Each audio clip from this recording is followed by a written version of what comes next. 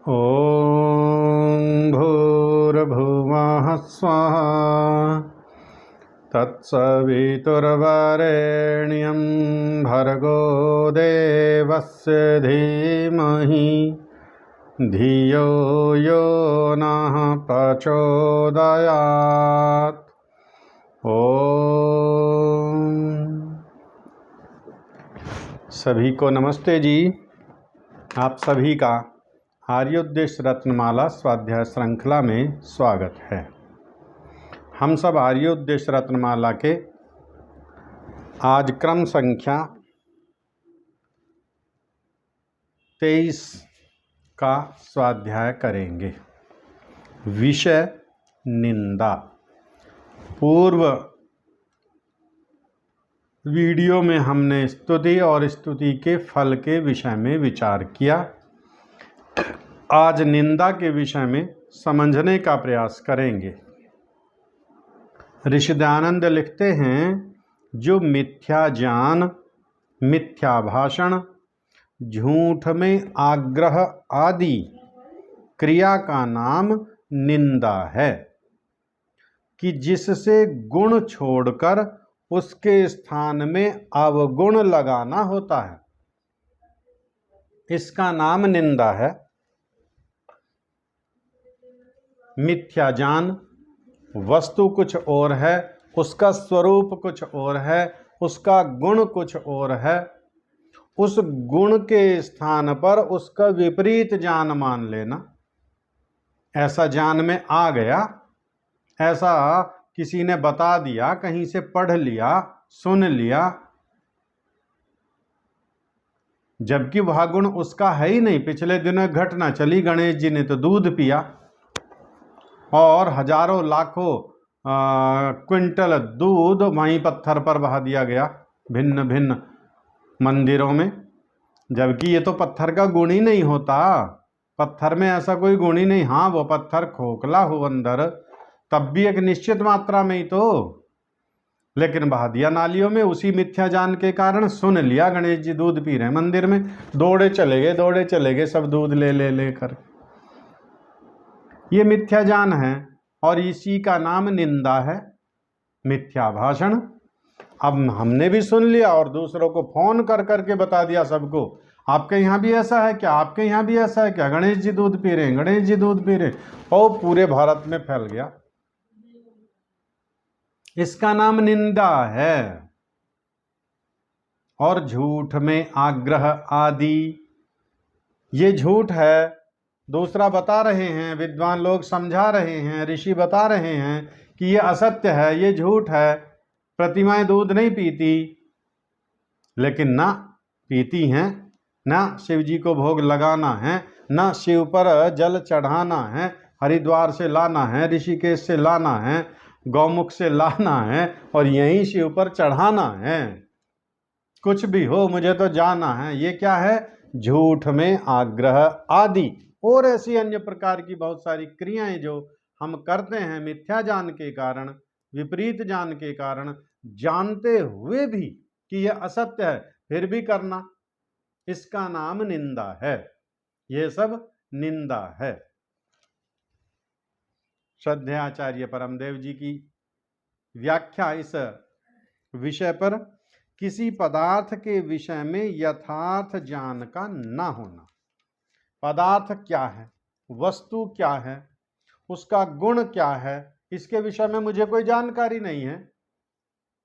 छोटा एक बालक है, उसको इतना जानकारी नहीं है कि पत्थर दूध पी सकता है अथवा नहीं पी सकता है। या स्वार्थ, कुटिलता आदि के कारण वह पदार्थ जैसा है उसको वैसा नहीं मानना, जैसा है वैसा उसको नहीं कहना, नहीं बताना। पंडित जी जानते हैं, पुजारी जी जानते हैं, जो मंदिरों में रहते हैं, कि ये जो यहाँ पर प्रतिमाएं बनी हुई हैं पत्थरों की, ये ईश्वर नहीं है, ये चेतन नहीं है, ये जड़ हैं। फिर भी उनमें प्राण प्रतिष्ठा कर देते हैं और सबको बता दिया जी अब तो प्राण प्रतिष्ठा होगी, अब तो ये सजीव हो गए। और जो सर्वरक्षक है, सारे ब्रह्मांड की रक्षा करने वाला है, फिर ताले में बंद क्यों है? फिर रात्रि में क्यों कपाट बंद करके ताला लगाते हो? वो तो सबकी रक्षा करने वाला, अपनी भी रक्षा कर लेगा और पुजारी जी की भी रक्षा कर देगा। ऐसी कई घटनाएं हुई हैं, मंदिरों में पुजारियों का, महंतों का कत्ल कर दिया गया, उनकी हत्या कर दी गई, बचाया नहीं भगवान जी ने, क्योंकि वो जड़ है, वो चेतन नहीं है। अब इसको जो जो मानता है और वो अपने स्वार्थ और कुटिलता के कारण सत्य नहीं बता पा रहा दूसरे को। यदि मैंने सत्य बताया तो फिर मेरी प्रसिद्धि समाप्त हो जाएगी, यहां पर फिर पुजापा चढ़ावा बंद हो जाएगा और मेरी जीविका कैसे चलेगी? वो अपने स्वार्थ के कारण लोगों को छल रहा है। और जो लोग आ रहे हैं वहां धूप दीप नैवेद्य प्रसाद आदि चढ़ाने के लिए, वो अज्ञान में है, वो अविद्या में है, वो सत्य को जानते नहीं और वो स्वार्थ और कुटिलता के कारण बैठे हैं जो उनको सत्य बताना नहीं चाहते। जैसे उदाहरण, देवदत्त को अभिमानी मानना। एक देवदत्त नामक व्यक्ति है, बड़ा सीधा सरल व्यक्ति है गांव का, लेकिन उसके विषय में प्रचारित किया जा रहा है कि वो बड़ा अहंकारी है, वो बड़ा अभिमानी है। उसके पास जाकर के तो देखो, कोई ना किसी को नमस्ते करता, ना किसी का अभिवादन करता, ना किसी का सत्कार करता, वो तो बड़ा अहंकारी व्यक्ति है, जबकि वो तो बड़ा सरल व्यक्ति था। अब हमने परीक्षा की नहीं, हम गए नहीं देवदत्त के पास मिलने और प्रचारित करना आरंभ कर दिया, देवदत्त तो बड़ा अहंकारी है, देवदत्त तो बड़ा अभिमानी है।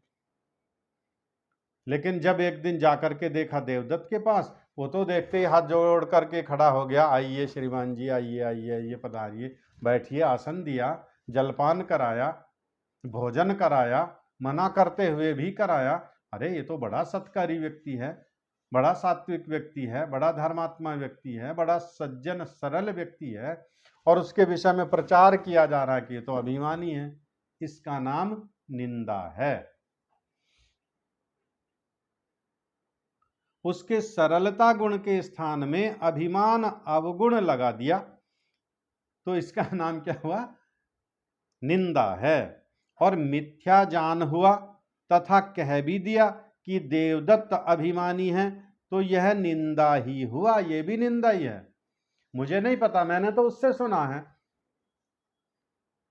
उससे जिससे सुना है, क्या उसकी परीक्षा की, देखा, जांचा, परखा? नहीं देखा, और आगे कह भी दिया, बता भी दिया। इसका नाम निंदा ही है।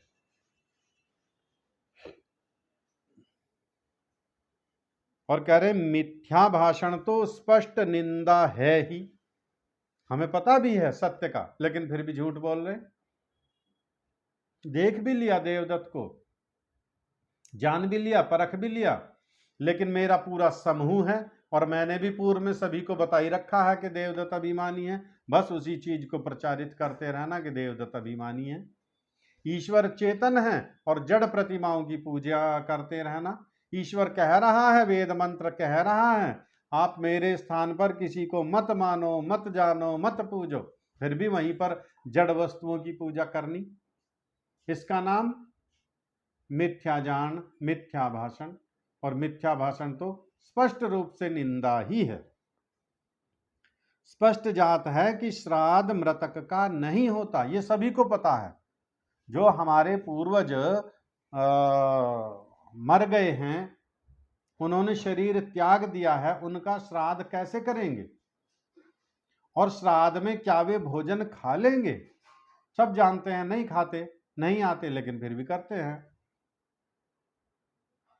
ये निंदा ही है। श्राद्ध नाम श्रद्धा का है और श्रद्धा नाम सत्य का है। और सत्य क्या है? तो जो जीवित माता पिता हैं उनकी सेवा शुश्रूषा, सादर सत्कार करना, उनका श्राद्ध करना है। मृतकों का श्राद्ध क्या है? मृतक का तो हमें पता ही नहीं है कहाँ, किस योनि, किस शरीर में है। अब यहां से शरीर त्याग करके और आत्मा चली गई, अगला जन्म मिल गया उसको शेर का, और हम उसको हलवा पूरी खीर बना करके खिलाते हैं रोज। कैसे खा लेगा वो हलवा पूरी खीर? वो तो शेर के रूप में चला गया, मांस चाहिए उसे तो रोज। और मनुष्य के शरीर में भी चला गया तो कैसे खा लेगा हलवा पूरी? कहाँ दे करके आएंगे? 700 करोड़ की जनसंख्या में कैसे ढूंढेंगे? तो ये सब क्या है? निंदा है। तब भी उसे मानते रहना, श्राद्ध मृतक का नहीं होता तब भी मानते रहना, करते रहना, निंदा ही है। जो श्राद्ध के सत्य अर्थ के स्थान पर झूठ अर्थ को मानकर अभी भी ढोए चले जा रहे हैं। एक समय था, एक काल था जब सत्य का परिजान नहीं था, सत्य का पता नहीं था, विद्या नहीं थी, शिक्षा नहीं थी। आज सारे साधन हैं, संसाधन हैं। आज पढ़ लिख करके सब शिक्षित बने हैं, योग्य बने हैं, तो अपने सत्य शास्त्रों को भी एक बार देख लें पढ़ करके, और सत्य का ग्रहण कर लें, असत्य को छोड़ दें, और फिर निंदा से हम सब बचें, पाप के भागी ना बने। आप सभी का बहुत बहुत धन्यवाद। सभी को नमस्ते।